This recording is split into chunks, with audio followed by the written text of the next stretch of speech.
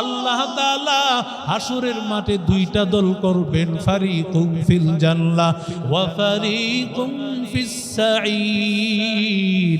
একটা দলকে আল্লাহ জান্নাতে ঢুকায় দিবেন, আর একটা দলকে জাহান্নামে ঢুকায় দিবেন।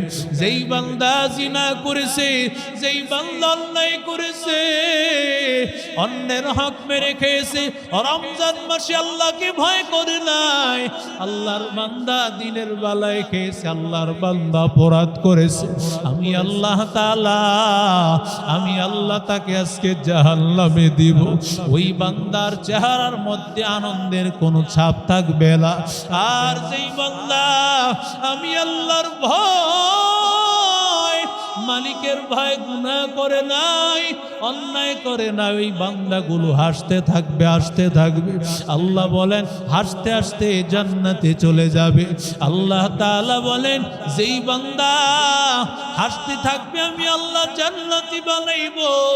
আমি আল্লাহ কোনো কারণে ওই মুমিন বান্দাদের কারণে, ওদের সুপারিশের কারণে, ও আল্লাহর বান্দা আলেমকে মহব্বত করত কিন্তু দুনিয়া অন্যায় করত, দুনিয়া আল্লাহওয়ালাদেরকে ভালোবাসতো, ও আল্লাহর বান্দা কিন্তু অন্যায় করত, জাহান্নামের আযাবে ধরা খেয়ে গেল।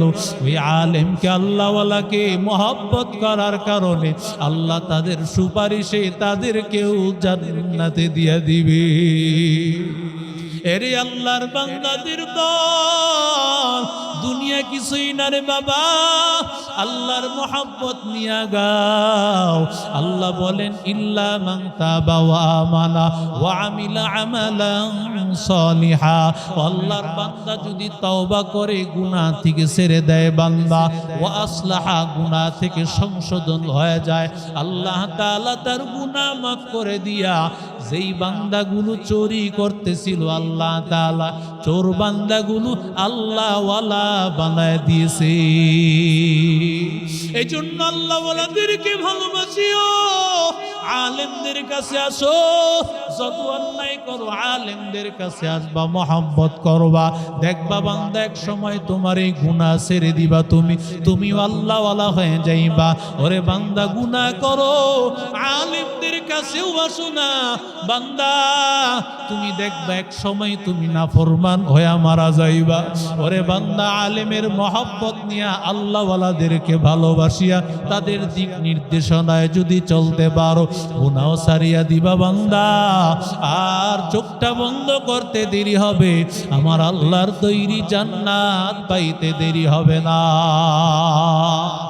আল্লাহ আমাদের সবাইকে কবুল করেন। আল্লাহর বান্দার নামাজের অভাব নাই, নামাজ পড়তে পড়তে কপালে কালো দাগ পড়ে গেছে, বছরে বছরে হজ করতে যায়, কত বড় যাকাত দেওয়ার সিরিয়াল, আমলের অভাব নাই, কপালে কালো দাগ, হাজী সাহেব, কিন্তু আল্লাহর বান্দা মানুষের হক মেরে খায়, অন্যের দ্বারা ছিনতাই করায়, ডাকাতি করায়, চাঁদাবাজি করায়। এমন অন্যের হক মেরে যারা খাবে তারাই সবচাইতে অভাবী বান্দা। পয়গম্বর বলেন হাজারো আমল, ওই আমল নিয়ে বান্দা হাজির, বান্দা মনে করবে আমার মতো আমলওয়ালা কেউ নাই, আমার মতো নেক আমলওয়ালা কেউ নাই, কিন্তু বান্দা হয়তো বা কোনো একটা রিক্সাওয়ালার টাকা মেরে দিয়েছে, রিক্সাওয়ালাকে টাকা দেয় নাই, বলে জানো না আমি এলাকার নেতা।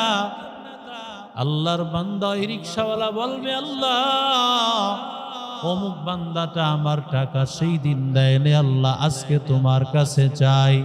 আল্লাহ বলবেন ও বান্দা তোমার আমল নামা নেক আমলগুলো তাকে দিয়ে দাও। দোকানওয়ালা সে হাজির, মালিক এ আল্লাহ আমার টাকা নিয়ে বাকি নিয়ে টাকা দেয় নাই, আয় আল্লাহ আমার টাকাগুলো পরিশোধ করে নাই, আমার এই টাকাগুলো ঋণ শোধ করে নাই, আজকের বিচার তোমার দরবারে চাই। আল্লাহ বলবেন ও গোলাম তোমার আমল নামার নেক আমলগুলো তাকে দিয়ে দাও। ওরে বান্দা, মানুষের চুরি করেছো, সেই আল্লাহর বান্দার সম্পদের বিনিময়ে তোমার আমল দিয়ে দাও। চিন্তায় করেছো, এর বিনিময়ে আমল দিয়ে দাও। ডাকাতি করেছো, এর বিনিময়ে আমল দিয়ে দাও। এক পর্যায়ে এমন হবে, বান্দারা নেওয়ার জন্য আসবে, আর দেওয়ার মতো কিছুই থাকবে না। আল্লাহ এবার বলবেন, ও আল্লাহর বান্দারা, যারা তোমরা তার কাছে পাও, তোমাদের গুনাহগুলো হাজী সাহেব নামাজি বান্দার কাঁধে দিয়া দাও। নাউজুবিল্লাহ পড়ে। আল্লাহ বলেন, এত আমল করার পর তুমি জাহান্নামী, কারণ তোমার আমল ছিল কিন্তু অন্যের হক নষ্ট করেছো, অন্যায়ভাবে অন্যের মাল আত্মসাৎ করেছো। এই জন্য আজকে জাহান্নামের আগুনে তোমার জ্বলতে হবে। ওরে বান্দা, তোমার সব আমলগুলো ধ্বংস হয়ে যাবে, সব নষ্ট হয়ে যাবে। হযরত আব্দুল্লাহ ইবনে মুবারক রাহমাতুল্লাহি আলাইহি বলেন, যেই বান্দা এমন গুনাহ করবে, ওই বান্দাকে আল্লাহ তাআলা তার অন্তরটা আল্লাহ মেরে ফেলবেন, অন্তরটা মরে যাবে, আর ওই বান্দাকে মানুষের সামনে লজ্জিত করবে। ঠিক কিনা জোরে বলেন? বারবার অন্যায়কারী আল্লাহর কাছে অপরাধী, মানুষের কাছে অপরাধী। আল্লাহর নবী বলেন, তোমাকে মানুষের সামনে লজ্জিত হতে হবে, অপদস্থ হতে হবে, কারণ তোমার গুনাহের কারণে তোমার অপমান হতে হবে। পয়গম্বর বলেন, লাআনাল্লাহু সারিকু ইয়াসরিকুল বাইযা ফাতুকতাউ ইয়াদুহু। পয়গম্বর বলেন, যেই বান্দা একটা ডিম চুরি করছে, ডিমের দাম কি 1000? কথা কয় না? 1 লক্ষ টাকা। কথা বলেন? একটা ডিম চুরি করেছে, ডিমের কারণে যদি হাত কাটা হয়, আল্লাহর নবী বলেন, আল্লাহর গজব তার উপর, আল্লাহর লানত তার উপর, ফেরেশতাদের লানত তার উপর। ওয়াসারিকু ইয়াসরিকুল হাবলাতা। পয়গম্বর বলেন, শুধু ডিম না, একটা রশি চুরি করেছে, ওই বান্দার উপর আল্লাহ তাআলার লানত। নাউজুবিল্লাহ। আস্তে কোন। অথচ দিন দুপুরে কোনো চিন্তা নাই। এই যে মসজিদের সামনে বৈশা, এখানে আড্ডা দেয় আসারের পর, পথচারীরা আসে তার কাছ থেকে ছিনতাই করে। জোরে বলেন, আছে না নাই? এজন্য মসজিদ কমিটির কাছে আমার অনুরোধ থাকবে, এশারের পর এই জায়গায় বসা নিষেধ। কথা বলেন না কেন?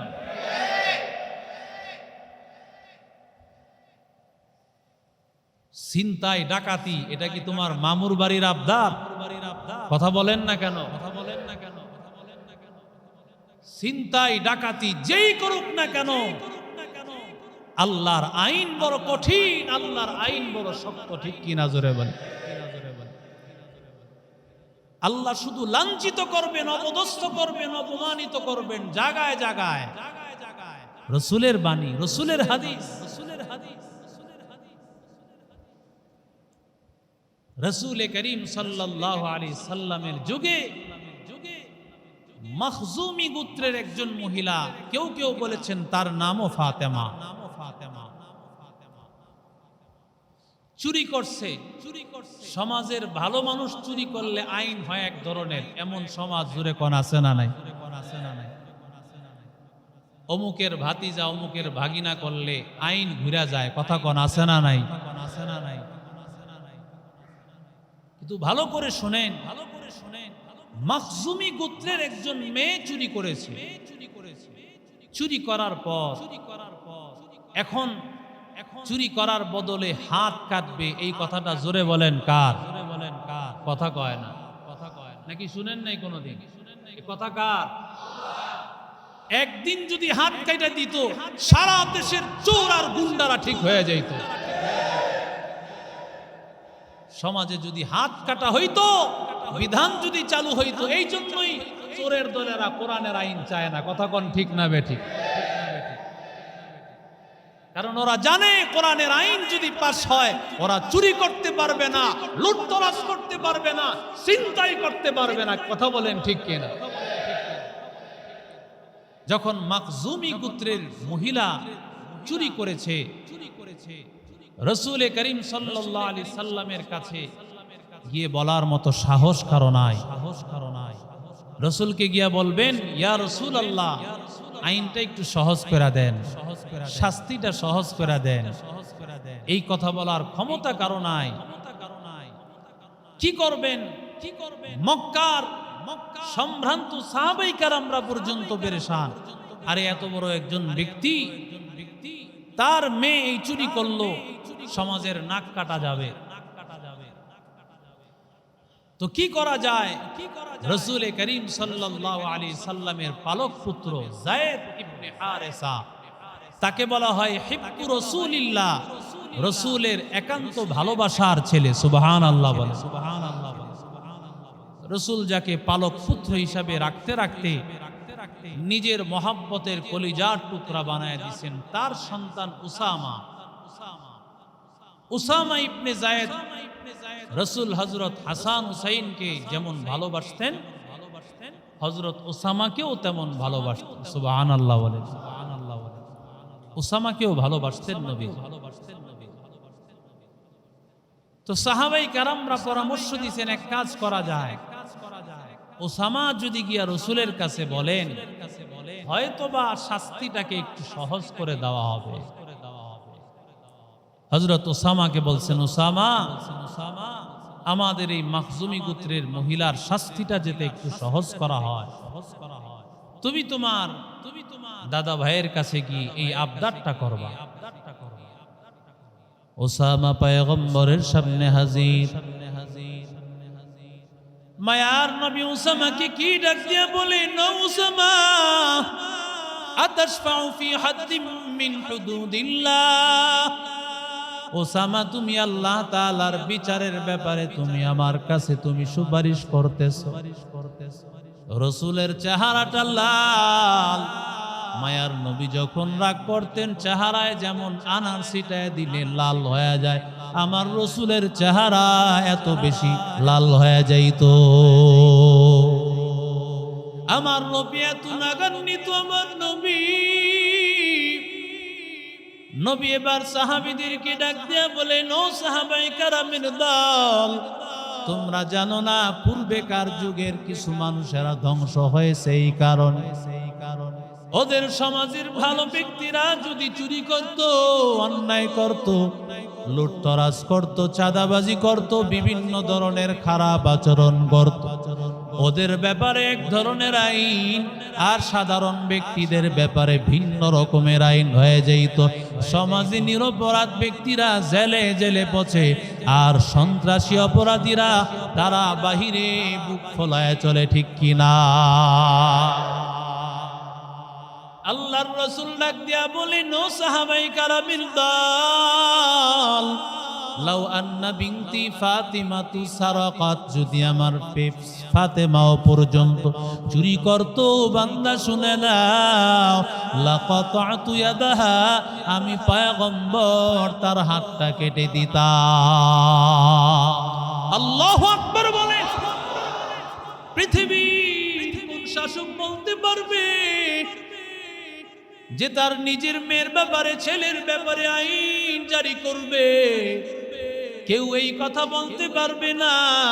কিন্তু আমরা এমন নবী পেয়েছি, এমন আদর্শওয়ালা নবী, যেই নবী বলেন আমার কন্যা ফাতেমাও যদি চুরি করত, আমি নবী বলে দিলাম সবার সামনে আমার ফাতেমার হাতটাও আমি কেটে দিতাম। এরে নবীর আশিক উম্মতের দল, কারণ এই চুরি বড় অন্যায়, বড় অপরাধ কাজ। যেই বান্দার তুমি মাল তুমি লুটতরাজ করে নিয়ে গেলা, চিন্তাই করে নিয়ে গেলা, একটু চিন্তা করে দেখো তোমাকে আল্লাহ দেখতেছে কিনা। আল্লাহ তোমার দিকে তাকাইয়া আছেন, মানুষের মাল লুটতরাজ করতেছো, অন্যায় ভাবে মানুষের মাল আত্মসাৎ করবা, চুরি করবা, ছিনতাই করবা। ওরে বান্দা, দুনিয়ার সবার চোখ ফাঁকি দিতে পারবা, কিন্তু আমার আল্লাহর চোখ ফাঁকি দেওয়া সম্ভব না।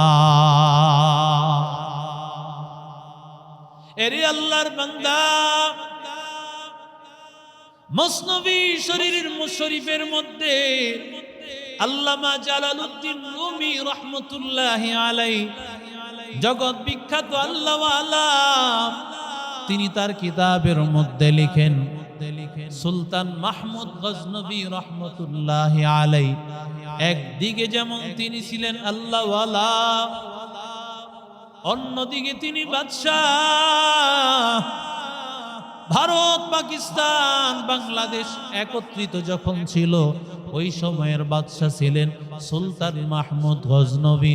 এত বড় আল্লাহওয়ালা সুলতান মাহমুদ গজনবী রহমতুল্লাহি আলাইহি, আল্লাহর বান্দা, তিনি একদিকে আল্লাহর বান্দা দিনের বেলায় মানুষের বিচার কার্য পরিচালনা করত, আর রাতের বেলায় ঘুরে ঘুরে মানুষের অবস্থা তালাশ করত। আর আমাদের হালত হলো, যখন মাননীয় প্রধানমন্ত্রী যাবেন, এর আগে রাস্তাঘাট একবারে পরিষ্কার, সব কিছু পরিষ্কার। এবার প্রধানমন্ত্রী গিয়া ভাষণ দিবেন, আমাদের এলাকার উন্নয়ন, রাস্তাঘাটের উন্নয়নের জোয়ার বসেছে, এমন উন্নয়ন হয়েছে যার কারণে রাস্তায় গাড়ি উল্টায় সব রাস্তা বন্ধ। এমন উন্নয়নের জোয়ার দেখা যায় রাস্তায় নৌকা চলাইতে হয়। কথা বলেন ঠিক না? অথচ তারা এমন বাদশা ছিলেন না। রাতের আধারে সুলতান মাহমুদ গজনবী দেখতেন মানুষেরা কোন অবস্থায় আছে, মানুষেরা তার দ্বারা কোনো কষ্ট পাচ্ছে কিনা, এগুলো দেখতেন। সুলতান মাহমুদ গজনবী তালাশ করতে করতে সুলতান মাহমুদ দেখেন, চার রাস্তার মাথায় একটা ব্রিজ, এই ব্রিজের মধ্যে চারজন একসাথে হয়ে আছে। রাতের আধার, তখন রাত্র বাজে প্রায় 2টা, এত রাত্রে চারজন মানুষ একত্রিত হয়ে আছে। সুলতান মাহমুদ অবশ্যই বুঝতে পেরেছেন হয়তোবা কোনো ধরনের খারাপ কোনো সিদ্ধান্তের জন্যই বসে আছে, ভয়ে ভয়ে সামনে আগাইছেন। তবে সামনে যান না, কারণ দুইজন ব্যক্তি একান্তে কথা বললে তাদের সামনে যাওয়ার অনুমতি নাই, কথার অনুমতি না নেওয়া ছাড়া। ঠিক না বেঠিক? জোরে বলেন। সুলতান মাহমুদ গজনবী বলছেন, ভাই আমি কি তোমাদের সামনে আসতে পারি? বলে একটু অপেক্ষা করো, আমরা সিদ্ধান্ত নিয়ে জানাইতেছি। এরা চারজনের সিদ্ধান্ত করলো, এরে যদি না বলি আমাদের সাথে আসতে, হয়তোবা তার সাথে কোনো অস্ত্র থাকতে পারে, কোনো লোকজন থাকতে পারে, দৌড় দিলে অবস্থা খারাপ হবে। এজন্য নিরাপদ হলো এরে আমাদের সাথে নিয়ে নাও। সুলতান মাহমুদ গজনবী বলেন, কোন উদ্দেশ্যে আসছো তোমরা? সত্যি করে বলো। আসল কথা হলো আমরা চোর, আমরা চুরি করার জন্য আসছি। সুলতান মাহমুদ বলে, আমিও তোমাদের সাথে চুরি করতে চাই, আমারও তোমাদের সাথে নাও। সুবহানাল্লাহ বলে। এখন সুলতান মাহমুদ গজনবীকে নিলে সমস্যা হলো, ভাগ তাকে দিতে হবে। 4 জনের জায়গায় 5 জন হইলে ভাগ তো একটু বেশি হবে। আবার সুলতান মাহমুদ গজনবীকে বাদ দেওয়ার জন্য বিভিন্ন কৌশল অবলম্বন শুরু করলো। ডাক দিয়া কয়, চোর, রাতের বেলায় বের হইছো, লোকজন কই তোমার সাথে? একজন মানুষ চুরি করা যায় না, সাথে 2 জন লাগে। ঠিক না বেঠিক? একজন চুরি করবে, আরেকজন খোঁজ খবর নিবে, পাইলে আরেকটারও সাথে করে নিয়ে নেয়। কথা কোন ঠিক না বেঠিক?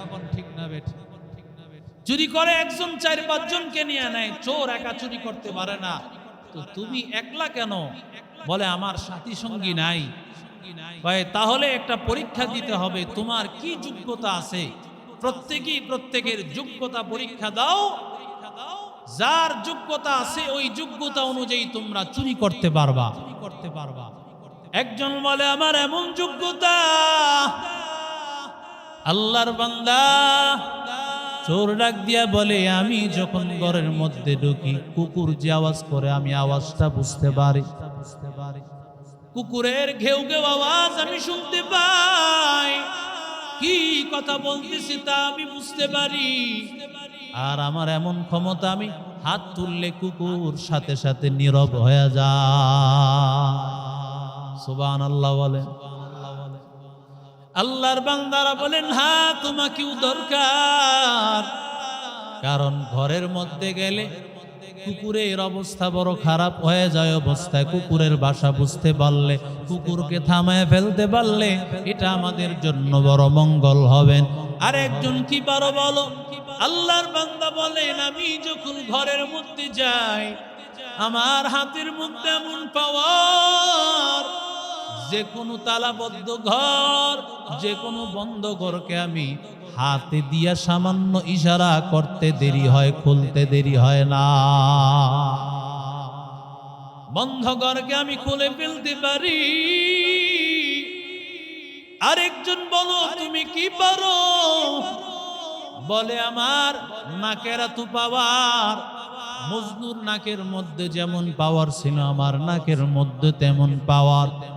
লাইলিকে দাফন করার পর, লাইলিকে কোন কবরে দাফন করেছে তালাশ করে কোথাও পায় না। মজনু একটা একটা কবরকে ঘ্রাণ নিতেছে, ঘ্রাণ নিতেছে। এক পর্যায়ে লাইলির কবরের সামনে যখন হাজির, ওই সময় নাক দিয়া ঘ্রাণ নিয়া বলে, এটা আমার লাইলির কবর, এটা আমার লাইলির কবর। বলে, আমার নাকেও এমন ঘ্রাণ, আমি নাক দিয়া ঘ্রাণ নিয়া বলতে পারি কোন মাটির উপর সম্পদ আছে। আর আমার চোখের এত পাওয়ার, আমি অন্ধকারের মধ্যেও দেখতে পারি কোন জায়গায় সম্পদ আছে, কোথায় কোথায় মাল সম্পদ আছে। তোমাকেও দরকার। আল্লাহর আরেক বান্দা বলে, তোমার কি ক্ষমতা আছে? আল্লাহর বান্দা ডাক দিয়া বলে, আমি দিনে অথবা রাতে একবার যাকে দেখি, দ্বিতীয়বার তাকে দেখলে আমি তাকে চিনে ফেলি। আমার সেই ক্ষমতা আল্লাহ দান করেছেন। বলে, তোমাকেও দরকার। এবার রইলেন বাদশাহ। বাদশাকে ডাক দিয়া বলেন, ও আল্লাহর বান্দা, ও চোর ভাই, তোমার কি ক্ষমতা আছে একটু বলো না। আল্লাহর বান্দা বড় পেরেশান। সুলতান মাহমুদ গজনবী চিন্তা করলেন, আমি কি বলবো? সুলতান মাহমুদ গজনবী বলেন, আমার এমন ক্ষমতা, দাড়ি দিয়া ইশারা করলে যদি তোমরা চুরির কারণে ধরা খেয়ে যাও, দাড়ি দিয়া আমি নাড়া দেওয়ার সাথে সাথে তোমরা খালাস। আরো জোরে বলেন। এই কথা বলার পর এবার যখন চুরি করতে গেছে, সর্বপ্রথম যেই বান্দা বলছে, আমি কুকুরের আওয়াজ শুনলেই বুঝতে পারে কুকুর কি বলতেছে। কুকুর যখন ঘেউ ঘেউ করতেছে, আর বাকি তিনজন কয়, কি কয়? কি কয়? সব সময় তো বুঝি, এবার তো বুঝতাছি না। কস কি? কয়, কুকুর বলতেছে তোমাদের সাথে মালিক আছে, তোমাদের কোনো সমস্যা নাই, সমস্যা নাই। তোর মাথা খারাপ হয়েছে, আমরা সব চোরের দল, মালিক আইব কই থেকে, বাদশাহ আইব কই থেকে। এর কথা বাদ দিয়া দিছে, হাত দিয়ে ইশারা করছে, কুকুর থেমে গেছে। দ্বিতীয় আল্লাহর বান্দা হাত দিয়া ইশারা করছে, দরজা খুলে গেছে। তিন নম্বর আল্লাহর বান্দা, সে নাক দিয়া চোখ দিয়া বুঝতে পেরেছে কোথায় সম্পদ আছে। সব মাল সম্পদ গুলো একত্রিত করছে, 4টা বস্তা করছে।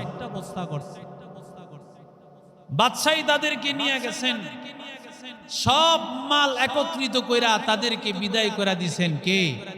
বাদশাহ। বাদশাহ চাইলেই তাদেরকে ধরতে পারতেন। আল্লামা জালালউদ্দিন রুমি রহমতুল্লাহ আলাইহি বলেন, বাদশাহ কেন বলে নাই রে গোলাম? কারণ বাদশাহ জানে আমি আল্লাহর বান্দাকে চিনি, তার বাবাকেও চিনি, মাকেও চিনি, ছেলেরে চিনি, ছেলের বাবাকেও চিনি, নাতিকেও চিনি। সবাইকে আমার চিনা জানা আছে, আমি সকালবেলা হইলে সবাইকে আমি আদালতের কাঠগড়ায় দাঁড় করাবো। এই জন্য আল্লাহর বান্দা সারিয়া দিয়েছেন। এই জন্য আল্লাহর গোলাম আল্লাহ তাআলা মানুষকে চুরি করতে দেখেন, ডাকাতি করতে দেখেন, ছিনতাই করতে দেখেন, অপরাধ করতে দেখেন, এরপর আল্লাহকে আসমান থেকে ডেকে বলেন নাকি অপরাধ করিও না। না না, কোনো গায়বী আওয়াজ শোনা যায় না। কেন বান্দা শোনা যায় না? আল্লাহ বলেন, গোলাম আমি আল্লাহ দেখতেছি।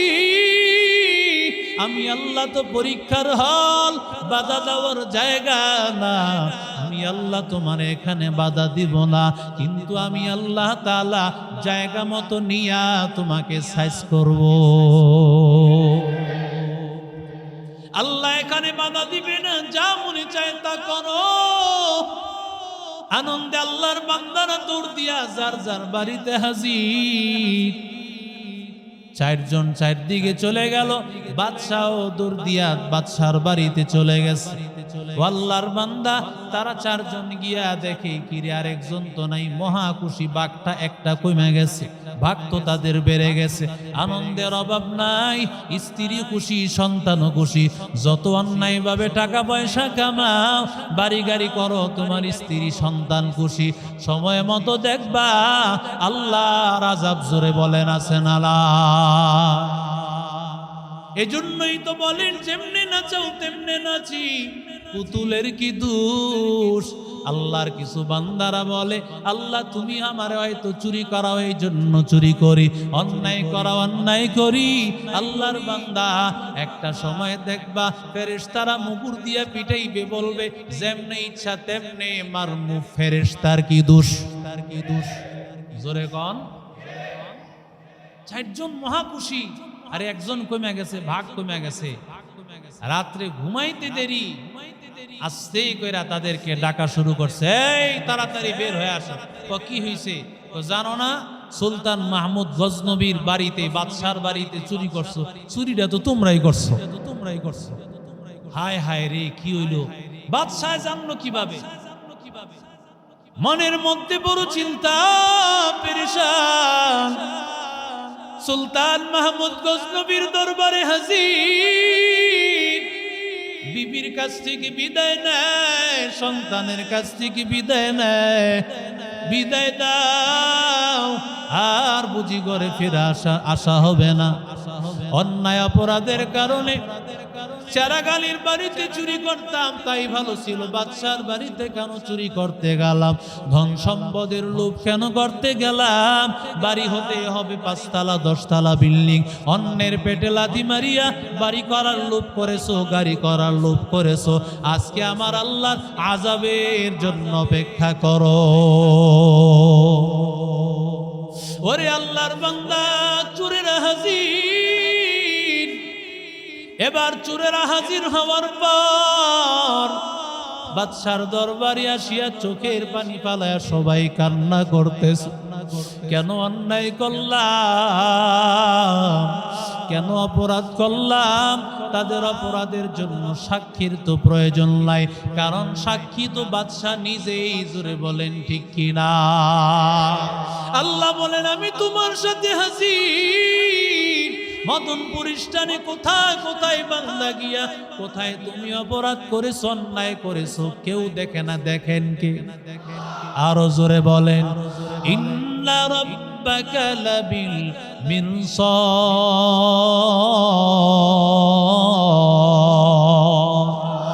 আল্লাহ বলেন আমি আল্লাহ সব সময় তাকায় আছি। ওরে আল্লাহর বান্দা,